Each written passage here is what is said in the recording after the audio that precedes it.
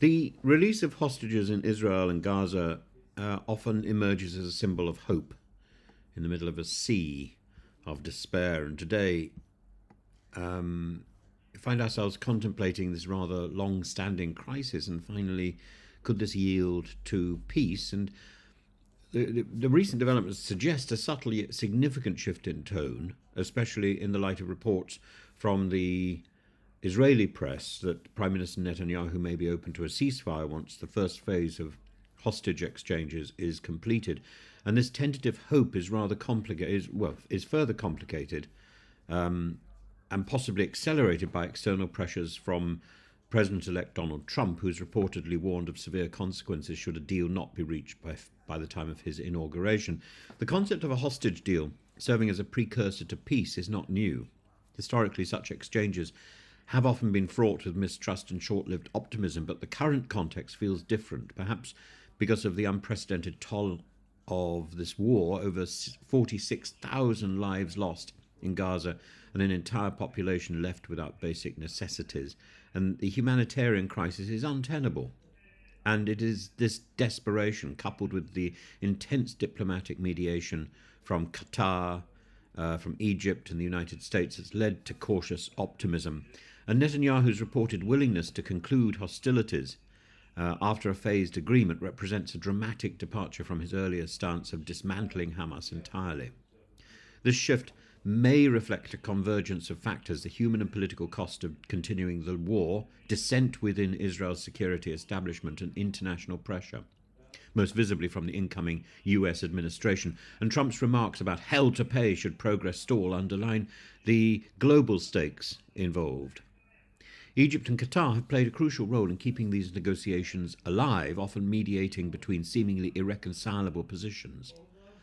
One sticking point, the Philadelphia corridor along the Gaza-Egypt border, illustrates the complexity of these talks and the detail of these talks. And while Cairo sees Israeli control of this region as a violation of the 1978 peace treaty, it has pragmatically deferred the issue to later stages, prioritizing immediate humanitarian gains. Hostages are not merely pawns in this grim game. They're human beings enduring unimaginable suffering. The CIA director William Burns highlights their plight, describing the conditions in Gaza's underground tunnels as hellish.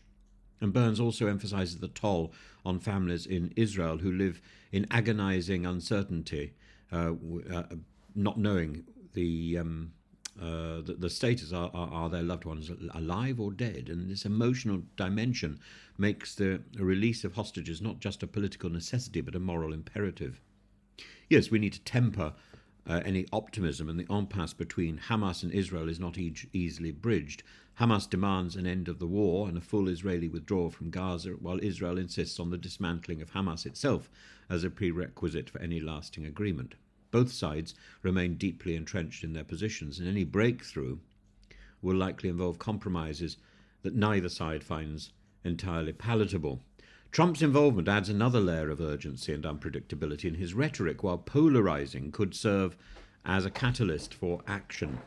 The spectre of a Trump administration adopting a more hawkish stance on Gaza undoubtedly looms large over these negotiations, potentially compelling both sides to reach an agreement before January the 20th. So, does the release of hostages signal the dawn of peace? Possibly. It represents a rare moment of consensus in an otherwise fragmented conflict, and as negotiators work tirelessly to bring this phase of the deal to fruition, the world watches with bated breath. Success could pave the way for broader reconciliation, or it could falter under the weight of unresolved disputes. The moment, as the Hostages and Missing Families Forum pointedly puts it, now is a historic window of opportunity. Whether it leads to peace or descends back into chaos will depend on the willingness of all parties to prioritize humanity over politics.